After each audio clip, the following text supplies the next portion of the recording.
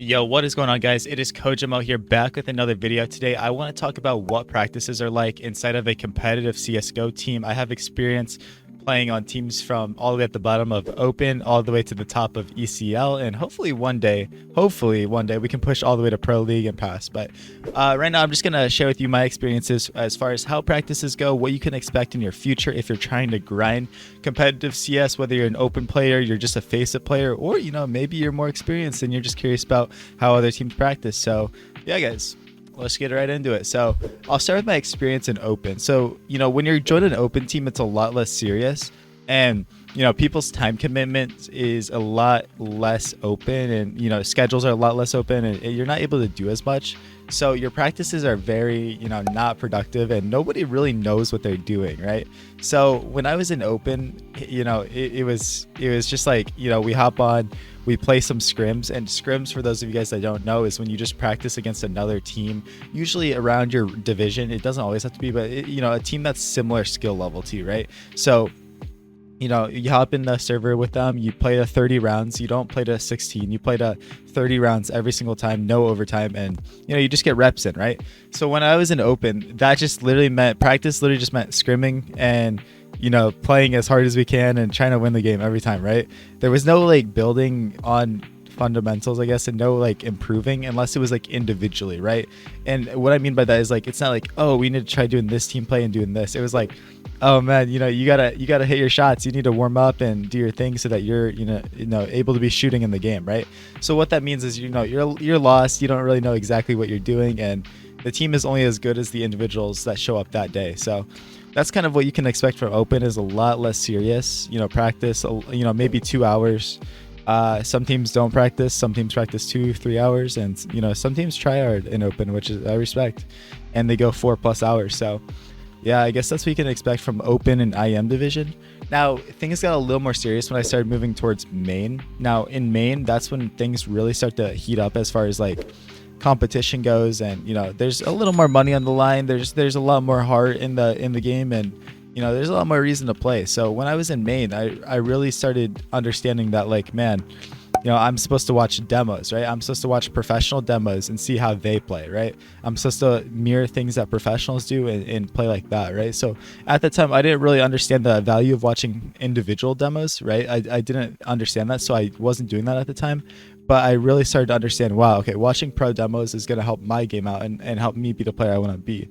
So there's a lot more demo watching when it comes to that. There's more team demo watching, watching your games back, seeing what players did wrong, and you start to get problem solving introduced, and being like, hey man, you're doing this wrong and we should fix this in our next practice. So you might get into server a little more, you might run some things, but for the most part you're still kind of just scrimming and talking about issues that need to be fixed, and that's about it. So from main to open, it's really just scrim heavy and just getting reps in, I think. And that might be a good thing, that might be a bad thing, but it's really just getting reps in, it feels like, and just still learning the ropes and understanding the competitive atmosphere of CS.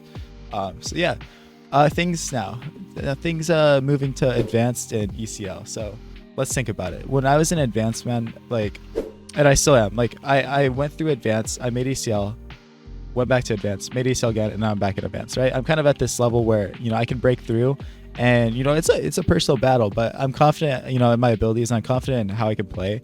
I think it's just a matter of time. So when I'm in advanced, the practice is very serious, right?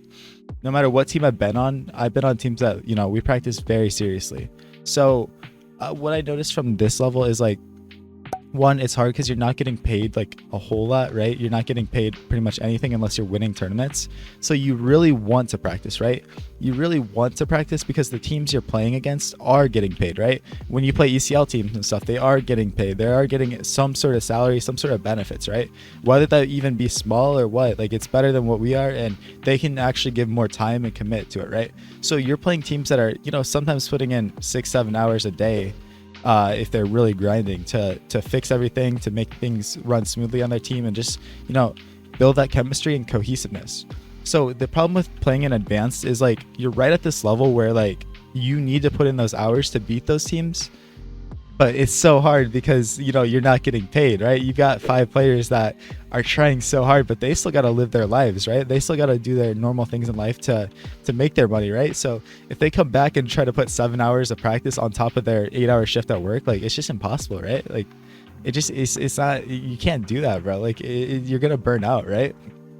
So advanced is about putting in those 4 solid hours, I'd say on average 3 to 4 solid hours of practice, but really making sure that they're productive. That means watching demo back, watching your individual demo back, getting in a server with your team and figuring out setups and working on macro micro stuff and doing these things, but doing it with so much intention, right? Like, so much intention. And then whatever you're working on, going into the scrim and specifically scrimming to fix that, right? You're no longer playing the scrim to win. You're playing the scrim to fix these issues and specifically work on maybe one side of the map, maybe one side of the bomb site, doing these things and these setups and really focusing on that in the scrimmage, right? You're not playing the scrim to win, which is something that it's hard to transition to when you're playing from open to IM to main, where you're really trying your hardest, bro. I want to win the scrim. I want to do everything to like higher level where you're like, okay, the scrimmage, I'm working on this. It's a scrimmage. It doesn't matter, right? The scrim, we are purely going to work on our setups, right? And it can be hard to train your mind to do that, but it's a lot more productive. So I noticed. Okay, and finally, guys, my experience in ECL. This is where things get extremely serious because you're playing, top 20, top 30 teams in the world. In our case, it was like MIBR, Pain Gaming's in ECL. All these good teams, right? Nouns are in ECL. Like, you're playing these really good teams, man.